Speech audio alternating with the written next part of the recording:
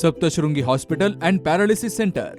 तज्ञ डॉक्टर प्रभाकर खर्डे यांच्या मार्गदर्शनाखाली पॅरालिसिस, मणक्यांचे आजार, गुडघेदुखी, कंबरदुखी, मानदुखी, मायग्रेन, ॲलर्जी आणि सर्दीवर खात्रीशीर उपचार, तेही एकाच छताखाली आणि योग्य दरात।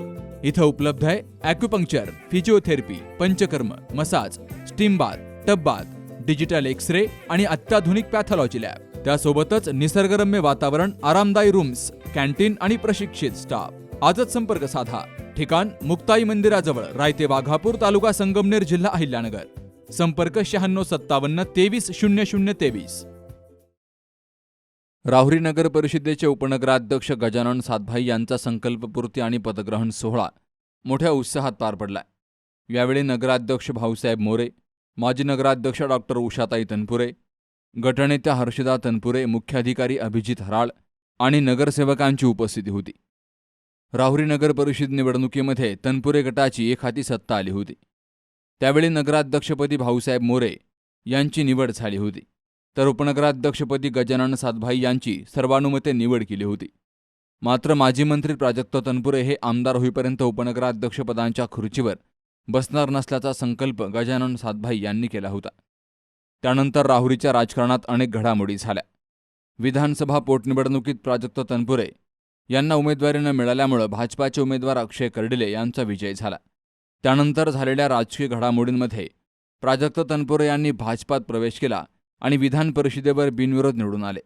काल त्यांनी आमदारकीची शपथ घेतल्यानंतर गजानन सातभाई यांचा संकल्प पूर्ण झाला आणि याच पार्श्वभूमीवर आज नगर परिषदेमध्ये आयोजित सोहळ्यात गजानन सातभाई यांनी औपचारिक पद्धतीनं पदग्रहण करत उपनगराध्यक्षपदाच्या खुर्चीवर विराजमान झाले आणि आपल्या संकल्पाची पूर्तता केली। नगर परिषदेची निवडणूक झाली, त्याच्यामध्ये अध्यक्षपदासाठी मोरे सर निवडून आले व आमचे अपक्ष विकास आघाडीचे 17 नगरसेवक निवडून आले।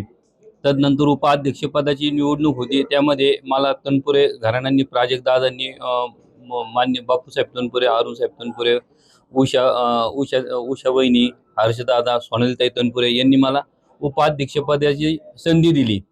ही संधी दिल्यानंतर तिचा पदग्रहण होता, पण ज्या मला उपाध्यक्षाची खुर्ची ज्यावेळेस बसायची वेळ आली, उपाध्यक्षपदाची मला संधी दिली, पण ज्यांनी आपल्याला या खुर्चीत बसवलं ते दादा आमदार होणं आमच्या दृष्टीने गरजेचं होतं मला उपाध्यक्षपदापेक्षा।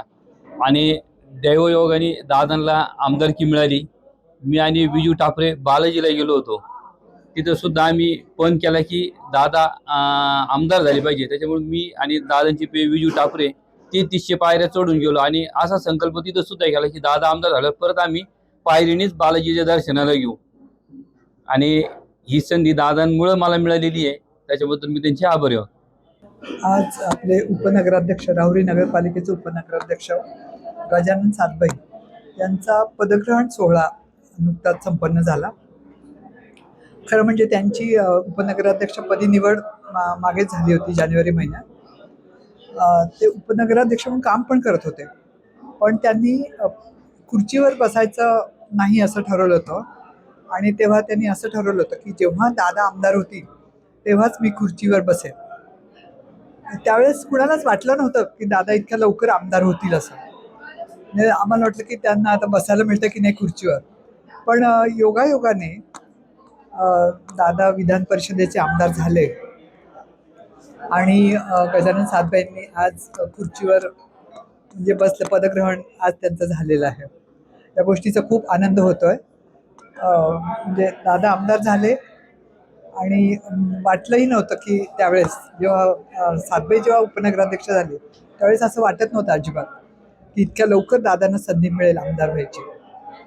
ते भाजपमध्ये प्रवेश केला दादांनी आणि त्यांची विधान परिषदेचे सदस्य म्हणून कालच शपथविधी संपन्न झालेला आहे आणि म्हणून आज गजानन सातभाईंनी त्यांची खुर्ची स्वीकारलेली आहे। त्याबद्दल मी त्यांचं खूप अभिनंदन करते। आज तसेच आपले नगराध्यक्ष मोरे सर यांचाही वाढदिवस आहे, त्यांना वाढदिवसानिमित्त खूप शुभेच्छा देतो। यावेळी नगरसेवक, पदाधिकारी आणि नागरिकांनी मोठ्या संख्येनं उपस्थित राहून त्यांचं अभिनंदन केलंय। सुहास जाधव सह शरद पाचरणे, सी न्यूज मराठी, राहुरी। दादा, अरे 7 दिवसावर आले लग्न, हा. सगळी तयारी झाली, पण फर्निचरचं काय?